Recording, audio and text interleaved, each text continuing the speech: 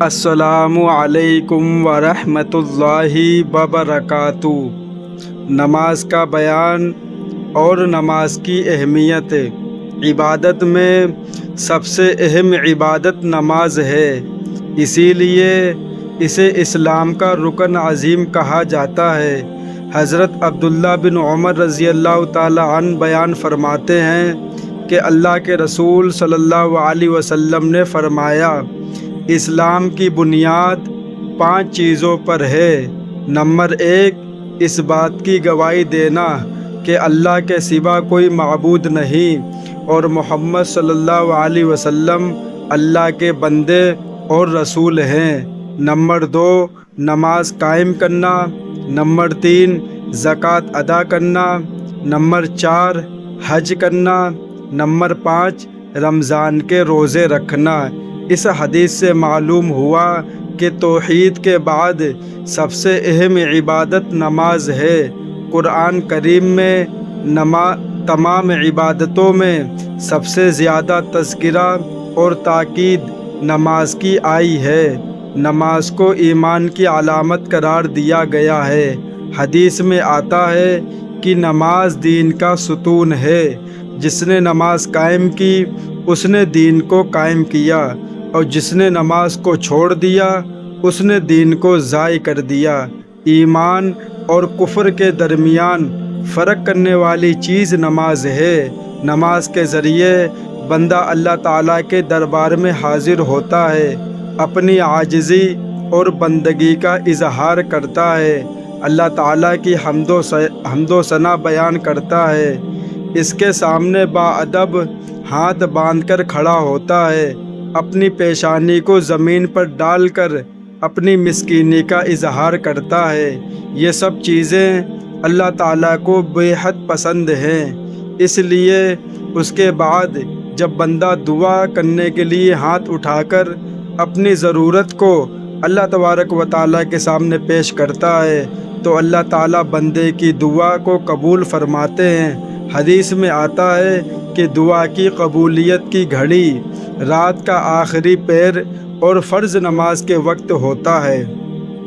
نماز کبھی معاف نہیں ہے۔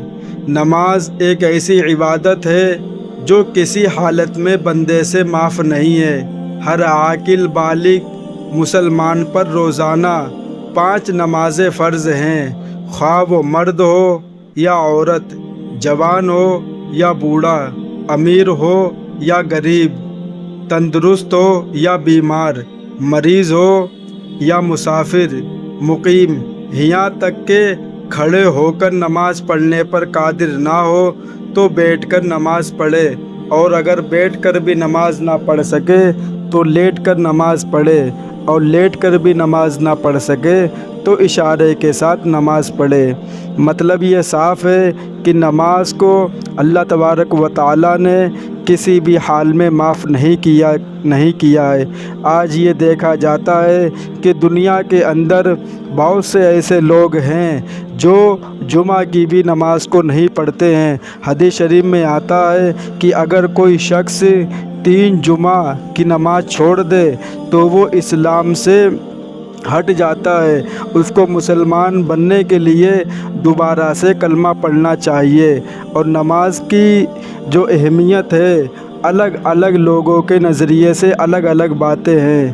ابو حنیفہ کہتے ہیں کہ جو شخص نماز نہ پڑھے اس کو مسلمان کے قبرستان میں نہیں دفنایا جائے۔ تو میرے بھائی، اس سے معلوم ہوا کہ نماز کی اہمیت اور برکت کیا ہے۔ آج ہم لوگ پریشانی، مصیبتیں، تکلیفیں، گھر میں پیسوں کی دقت، لڑائی جھگڑے، نہ ایک دوسروں سے محبت، یہ کس وجہ سے ہے؟ یہ اسی وجہ سے ہے کہ ہم لوگوں نے اللہ تبارک و تعالیٰ کو چھوڑ دیا، اس کے نماز قرآن کو چھوڑ دیا۔ اسی وجہ سے آج مسلمان پریشان ہیں اور در در بھٹک رہے ہیں، اور وہ یہ سمجھتے ہیں کہ یہ پریشانی صرف اور صرف ہمارے ہی وجہ سے ہے۔ ایسا نہیں ہے میرے بھائی۔ اگر ہم لوگ اللہ کی عبادت کریں، اللہ کے سامنے سر جھکائیں، اللہ سے مدد مانگیں تو یہ پریشانیاں ہم سے دور ہو جائیں گی، کیونکہ ہماری پریشانیاں جو مصیبتیں پہلے لوگوں پر آئیں، جو مصیبتیں نبی کے اوپر آئیں، ان کے سامنے اگر ہم اپنی پریشانی پیش کریں تو اس کے خاک برابر بھی نہیں ہے۔ جب حضرت یونس علیہ السلام مچھلی کے پیٹ میں چلے گئے، وہاں 3 اندھیرے تھے، پہلا اندھیرا رات کا، دوسرا اندھیرا سمندر کا، اور تیسرا اندھیرا مچھلی کے پیٹ کا۔ اتنا اندھیرا کہ انسان کو اپنا ہاتھ بھی نہ دکھائی دے۔ مچھلی کے پیٹ میں دعا کی تھی، لا الہ الا انت سبحانک انی کنت من الظالمین۔ یہ اتنی پاورفل اور بابرکت دعا ہے، اگر کوئی شخص روزانہ اس دعا کو پڑھے اور پھر کام یا کچھ بھی کرے، اللہ تبارک و تعالیٰ کے فضل و کرم سے اس کے کاروبار میں برکت ہوگی اور اس کی مصیبتیں اور اس کی پریشانیاں دور ہو جائیں گی۔ یہ کوئی بڑی دعا نہیں ہے جو ہم لوگ یاد نہیں کر سکتے ہیں۔ اگر انسان کچھ بھی کرنا چاہے تو دنیا کے اندر کوئی کام مشکل نہیں ہے۔ سب سے بڑی بات یہ ہے کہ جب بھی کوئی اسلام کا کام آتا ہے تو ہم لوگ پیچھے ہٹ جاتے ہیں اور یہ سمجھتے ہیں کہ یہ کام صرف مولاناؤں کا ہے، صرف داڑھی والوں کا ہے، جو لوگ کرتا پیجامہ پہنتے ہیں، جو نماز پڑھتے، یہ کام انہی کا ہے، ہمیں اس سے کوئی مطلب نہیں ہے۔ تو ان لوگوں سے میرے یہ پیغام ہے کہ میرے بھائی، موت اس عالم کو بھی آئے گی اور موت تم کو بھی آئے گی، موت اس مولانا کو بھی آئے گی اور موت تم کو بھی آئے گی، موت اس حافظ کو بھی آئے گی اور موت تم کو بھی آئے گی۔ وہ بھی قبر میں جائے گا، اس سے بھی 3 سوال پوچھے جائیں گے، تم بھی قبر میں جاؤ گے، تم سے بھی 3 سوال پوچھے جائیں گے، تمہارا رب کون ہے، تمہارا دین کیا ہے، اور محمد صلی اللہ علیہ وسلم کے متعلق تمہارا کیا ارادہ ہے۔ یہ اس سے بھی پوچھے جائیں گے اور تم سے بھی پوچھے جائیں گے۔ تو یہ مت سوچا کریں کہ یہ کام صرف مولاناؤں کا ہے، حافظوں کا ہے۔ نہیں میرے بھائی، جو حساب کتاب حافظ سے اللہ تعالیٰ لے گا کہ تم نے کہاں سے پیسے کمائے اور کہاں خرچ کیے، اپنی جوانی کن کاموں میں لگائی، جو علم ہم نے تم کو دیا تھا اس علم پہ تم نے کتنا عمل کیا اور کتنا عمل دوسروں سے کروایا۔ یہی باتیں کیونکہ علم حاصل کرنا ہر مسلمان مرد عورت، چاہے وہ بوڑھا ہو یا وہ جوان ہو، ہر مرد عورت کے اوپر فرض ہے کہ وہ اتنا علم حاصل کرے کہ اس کو حلال اور حرام کی تمیز ہو جائے، اس کو یہ معلوم ہو جائے کہ نبی نے کن کاموں کا حکم دیا اور کن کاموں سے روکا ہے، اللہ نے کن کاموں کا کرنے کو بتایا اور کن کاموں سے روکا ہے۔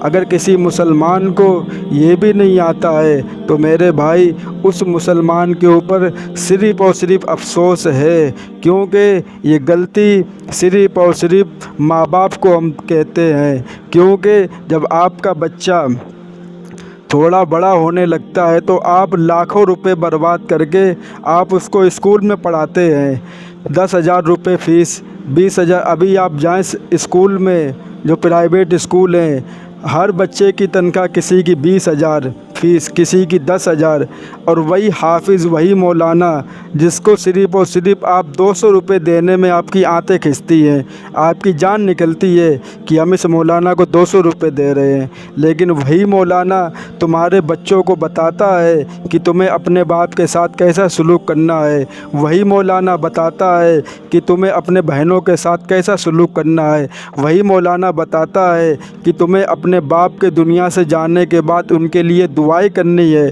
ان کے لیے قرآن پڑھ پڑھ کے ان کے لیے بھیجنا ہے۔ یہ اسکول میں نہیں بتایا جاتا، یہ صرف اور صرف جو مولوی جس کو تم گالیاں بکتے ہو، جس کو تم 100 روپے دیتے ہو بچوں کو پڑھانے کے لیے اور یہ سمجھتے ہو کہ یہ مولانا زیادہ پیسے لے رہے ہیں، وہی تمہارے بچوں کو انسان بناتے ہیں۔